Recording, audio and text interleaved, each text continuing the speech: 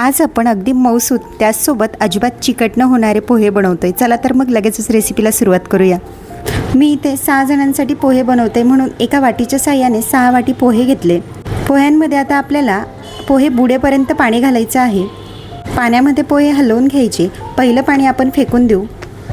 पुन्हा यामध्ये आता पोहे बुडतील इतकं पाणी टाकायचं। 2 वेळा पाणी टाकून फेकून दिलं। आता तिसऱ्यांदा पाणी टाकलं आणि पोहे पाण्यामधून काढून घेते।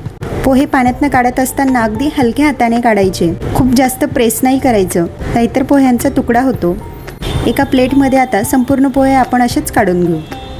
पोह्यांमध्ये पाणी टाकण्याच्या आधी मी चाळणीमध्ये पोहे चांगले चाळून घेतले। पोह्यांमध्ये जी बारीक कचरा असतो तो देखील चाळणीने चाळल्यामुळे तो निघून जातो। आता संपूर्ण पोहे मी इथे पाण्यातनं काढून घेतले। यांना आता बाजूला ठेवू। गॅसवर मोठी कढई गरम करायला ठेवली। कढईमध्ये 4 ते 5 चमचे तेल गरम करायला ठेवलं। पोह्यांना शक्यतोवर तेल थोडंसं जास्तच टाकायचं, म्हणजे पोहे अजिबात चिवट होत नाही।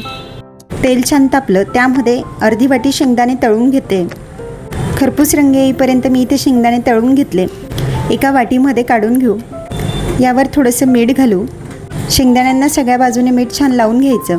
ह्याच तेलामध्ये आता अर्धा चमचा मोहरी घातली, अर्धा चमचे जिरे, अर्धा चमचे बडीशोप। जिरे, मोहरी, बडीशोपची छान खमंग फोडणी बसली की यामध्ये खूप सारा कढीपत्ता घातला। कढीपत्ता छान फुलला, त्यामध्ये आता 5 हिरव्या मिरच्या चिरून घालते। तुमच्या आवडीनुसार तुम्ही मिरचीचं प्रमाण कमी जास्त करू शकतात। वरून कांदा घातला। इथे मी 3 कांदे वापरलेले आहेत, मध्यम आकाराचे। कांदे अगदी हलका रंगावर मी इथे 2 मिनिटासाठी परतून घेतले। अगदी 2 मिनिटं मी इथे कांदे परतले। त्यामध्ये थोडीशी हळद घातली। हळद देखील काही सेकंदांसाठी परतून घेतले। लगेचच यामध्ये आपण धुवून घेतलेले पोहे घालू। पोहे टाकत असताना थोडे थोडे करून घालायचे। पोहे एकमेकांना चिटकलेले असतात, त्याच्यामुळे ते मोकळे करून टाकायचे। पोह्यांसाठी कांदा खूप असा मऊसूद नाही करायचा। फक्त 2 मिनिटांसाठी मी कांदा परतून घेतला होता। खूप कांदा आपण शिजवून घेतला तर पोहे देखील चिवट होतात आणि मोकळे देखील होत नाही। पोहे आता कांद्यांमध्ये छान मिक्स करून घ्यायचं। अगदी हलक्या हाताने आपल्याला पोहे मिक्स करायचे आहेत। पोहे मिक्स करत असताना अगदी हलक्या हाताने करायचे, म्हणजे पोह्यांचे देखील तुकडे होत नाही।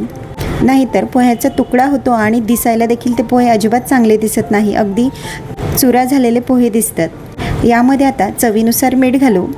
वरून थोडीशी कोथिंबीर घालू। मीठ आणि कोथिंबीर घातलेली असल्यामुळे आपण हलक्या हाताने पोहे पुन्हा मिक्स करू। यावर आता झाकण ठेवून आपण 5 ते 7 मिनिटांसाठी पोह्यांना छान दणदणीत अशी वाफ काढून घेऊ। गॅसची फ्लेम अगदी लो ठेवून आपल्याला पोह्यांना वाफ काढून घ्यायची आहे, म्हणजे पोहे अजिबात खाली तळाशी चिटकत नाही। 5 मिनिटांनंतर झाकण काढून पुन्हा पोहे छान मिक्स करून घेऊ। छान अशी पोह्यांना वाफ बसलेली असल्यामुळे पोहे छान फुलून आलेले आहेत। अजिबात ते चिकट झालेले नाहीत, अगदी मोकळे असे आपले पोहे तयार झाले। यावर आता पुन्हा आपल्याला थोडीशी कोथिंबीर घालायची आहे आणि आपण जे सुरुवातीला शेंगदाणे तळून घेतले होते त्याचे वरून शेवटी घालायचे। शेंगदाणे शेवटी घातले तर ते अगदी कुरकुरीत राहतात।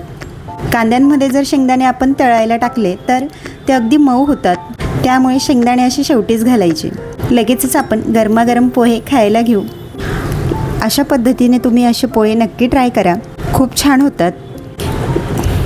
प्लेटमध्ये शेंगदाणे काढल्यानंतर वरून पुन्हा थोडेसे तळलेले शेंगदाणे घालते, त्याचसोबत बारीक शेव। पोहे म्हटलं तर मग यासोबत निंबू तर हवाच। मस्त असे गरमागरम पोहे आपले तयार आहेत। तुम्ही देखील अशा पद्धतीने पोहे नक्की ट्राय करा। कसे झाले ते मला कमेंटमध्ये नक्की कळवा। पुन्हा भेटूया अशाच एका छानशा रेसिपीसोबत।